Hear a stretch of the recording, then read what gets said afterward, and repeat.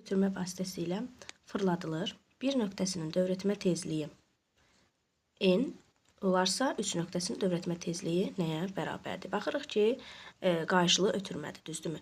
Gəlin tez verilənləri yazaq. Deməli, bir nöqtəsinin dövrətmə tezliyi əgər n-dirsə, 1 ilə 2 görsüz eyni diskin üzərindədir. Ona görə həm bir diskində, həm 2 diskində dövrətmə tezliyi bir-birinə bərabər olub n-ə bərabərdir. İndi 3 nöqtəsinin dövrətmə tezliyi məndən soruşur. Bizə bilirik ki, qarşılığı ötürmədə təcil və radius bir-birlərindən tərs mütənasib asılıdır. Onda yazırıq. n3 bölünsün n2 bərabərdir r2 bölünsün r3-ə. n3 bölünsün n2-ni n verib bərabərdir. r2 2r'dir, r3 r'dir. İxtisarlarımızı aparsaq, r-lər ixtisar gedir. Buradan alırıq ki, n3 nəyə bərabərdir? 2n-ə bərabərdir. Cavab olur D variantı.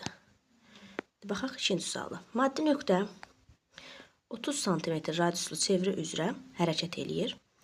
T bərabərdir 4-3 t müddətində getdiyi yolun yer dəyişməyə olan nisbəti məndən soruşur. Baxın, deməli 4-3 periodda bizim yer dəyişməmiz, S yer dəyişmə yazıram. Kök altında 2 r-ə bərabərdir. Radiusu da 30 verib olacaq 30 kök altında 2-yə. İndi gəlin el yolu tapaq. Bunu da tapanda nə edirik ki, pi-ri vururuq 4-də 3-ə. 4 ilə 2 ixtisar getdi. Nə qaldı? 2-də 3 pi-r. İndi verilənləri yerinə yazaq. 2, 2-də 3 vurulsun. Pi-3 radiusu da 30. 2 ilə 30 ixtisar getsə 15. 15-i də 9-a vursaq olacaq 135 santimetr. İndi deyir ki, getdiyi yolu, yəni 135-i yer dəyişməyə böl. Yəni 30 kökdə 2-yə böl. Mən bunları hər ikisini ixtisar apara bilərəm 15-ə. 15-ə ixtisar aparsam, aşağıda 2 kökdə 2 qalacaq, yuxarıda isə 9 qalacaq. Cavab olacaq 9 bölünsün 2 kök altında 2, yəni B variantı. Baxaq 3-ə. O nöqtəsindən keçən ox ətrafında fırlanan disk üzərində A nöqtəsinin hansı nöqtəyə nəzərən sürəti ən kiçikdir? Baxın, ən kiçikdir soruşur. Ən kiçikdir olması üçün A nöqtəsi ilə eyni istiqamətdə olan bir nöqtə götürməliyik. Görürük ki, saat əqrəb istiqamətdə fırlanır çevrə. Bunda saat əqrəb istiqamətdə A nöqtəsində yuxarı olacaq, 1 nöqtəsində yuxarı, 2-də yuxarı, 3-də, 4-də isə artıq aşağı və 5-də də aşağı. Baxın, ən kiçik deyir. Ən böyük soruşsa, əks istiqamətdə olanda bilirik ki, sürətləri toplayırıq. Ona görə 5-i qəbul etməliydik. Amma ən kiçik olursa, özünə yaxın olan, eyni istiqamətdə olan götürməliyik. Yəni, bir nöqtəsini götürməliyik. Cavab olur A variantı. İndi mətni gəlin tamamlayaq. Əyri xətli hərəkət, hərəkətin ən sadə növü təbiətdə geniş yayılan, deməli, çevrə üzrə, yəni 5. Çevrə üzrə hərəkətdir. Çevrə üzrə hərəkətdə maddi nöqtənin çevrə üzrə tam bir dövrünə sərf etdiyi zaman dövrətmə periodudur. Vahid zamandakı dövrlərin sayı isə dövrətmə tezliyi adlanır. Maddi nöqtənin çevrə üzrə hərəkəti bucaq sürəti və xətti sürətlə xarakterizə edilir. Yəni 5, 4, 3, 1, 2. Cavab A variantı olacaq. Baxaq 5-ci suala. O nöqtəsindən keçən ox ətrafında fırlanan disk üzərindəki A və B nöqtələri üçün hansı fizik cəmiyyətin qiyməti fərqlidir? Fərqlidir. Biz bilirik ki, deməli, ox ətrafında fırlanan disk üzərində tezlik, period, bucaq sürəti və dövrlərin sayı bir-birinə bərabər olur. Yəni, O, A, B. Bütün nöqtələrdə saydığım 4 dənə cəmiyyət eyni olacaq. Mənə fərqlər lazımdır. Deməli, təcil fərqli olacaq. Çünki təcil radiusla A bərabərdir omega r. Omega dediyi sabit qalır. Onda A r-lə düz asılıdır. Harada radius çoxdursa, orada təcil də çox olacaq. Radiusdan asılıdır. Bir də ki, gedilən yol.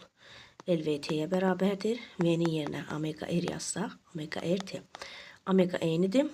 Onda L r-lə düz asılı olacaq. Radius harada çoxdursa, orada gedilən yolda daha böyük olacaq. Cavab 1 və 5 olacaq. Keçək 6-cı suala.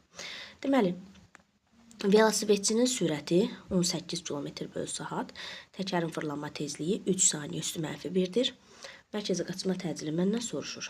Gəlin birinci 18 km/saatı çevirək metr/saniyə. Bunun üçün minə vurub 3600-ə bölmək lazımdır. Sıfırlar getdi. Yuxarıdakı sıfırlarla 18 ilə də 36 getdi. Aşağıda qaldı 2. 10/2 də mənə 5. 5 metr/saniyəni verdi. Deməli, mənim sürətim 5 metr/saniyədir. Təcili də tapanda omega V düsturundan istifadə edə bilərəm. Omeganın yerinə 2 pi n vurulsun V. Yəni verilənləri qoyaq yerinə. 2 vurulsun 3, vurulsun 3, vurulsun 5. Bu da mənə neçəni verir? Deməli, 18, 18 vurulsun 5 də mənə verəcək 90. Deməli, təcil 90 metr bölünsün saniyənin kvadratı olacaq. Baxaq 7-yə. O mərkəzindən keçən ox ətrafında fırlanan disk üzərindəki nöqtələr arasında məsafə OB 3OA-dır. Bu nöqtələrin xətti sürətləri və periodlar arasında hansı münasibət düzgündür? Baxın, ox mərkəzindən keçən ox ətrafında fırlanan disklərdə yuxarıda qeyd etdiyim kimi tezlikdir, perioddur, bucaq sürəti və dövrlərin sayı bir-birinə bərabər olur. Yəni TA TB-yə bərabərdir. Həm A nöqtəsində, həm B nöqtəsində period bərabərdir. Sürətə baxsaq isə, sürət radiusuna düz asılıdır. V bərabərdir omega r.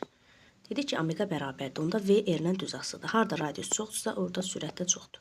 Baxırıq ki, məsələn, OA, OB 3OA-ya bərabərdir. Məsələn, OA-ya r desək, onda OB olacaq 3r. Onda B nöqtəsinin sürəti A nöqtəsinin sürətindən 3 dəfə çox olacaq. Yəni, VB 3VA-ya bərabər olacaq. Cavab olur 2 və 4.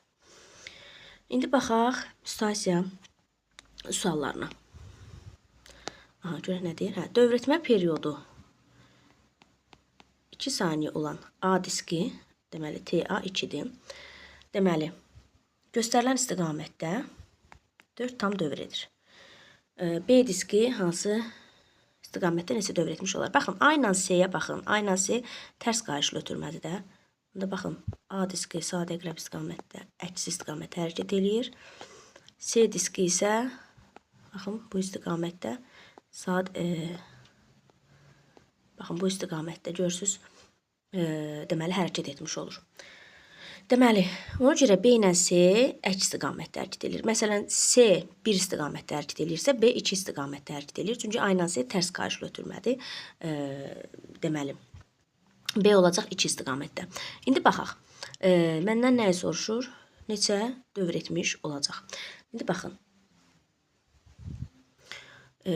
Biz A ilə C arasındakı əlaqəyə baxa bilərik. A bölünsün NC. Çünki B ilə C eyni mərkəzdə fırlanırlar da, bir-birinin üzərinə geydirilmiş disklərdir. Burada, deməli, dövrlərin sayı bir-birinə bərabər olacaq. Ona görə biz A ilə C-ni tapsaq kifayət eləyəcək. Çünki C-də də artıq dövrətmə tezliyi, daha doğrusu dövrlərin sayı neçə tapdıqsa, o da B-yə bərabər olacaq. Bizə bilirik ki, qayışlı ötürmədə, istər tərs qayışlı olsun, istər düz qayışlı olsun, deməli, dövrlərin sayı radiusla tərs asılıdır. Olacaq RC bölünsün RA. Deməli, A nöqtəsinin deməli 4 dövr edir, bölünsün NC. RC nə qədərdir? R-dir, RA 2R-dir. Onda R-lər ixtisar getdi. Buradan NC-ni tapdıq. Neçə elədi? 8 elədi. Bizə demişdik ki, eyni mərkəz üzərində fırlandığına görə NC də NB-yə bərabərdir. O da bizə nəyi verir? 8-i verir.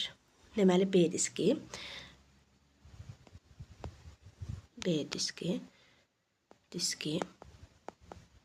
2 istiqamətində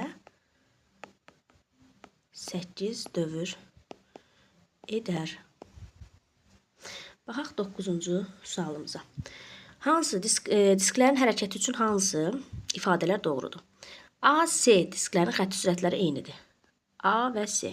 Demişdik ki, qayışlı ötürmədə, tərs qayışlı da olsa, düz qayışlı da olsa, məsələn, bu A və C nöqtəsi sürətləri bir-birinə bərabərdir. Bir düzgün ifadədir. A və B, yox, A və B disklərinin xətti sürətləri fərqlidir.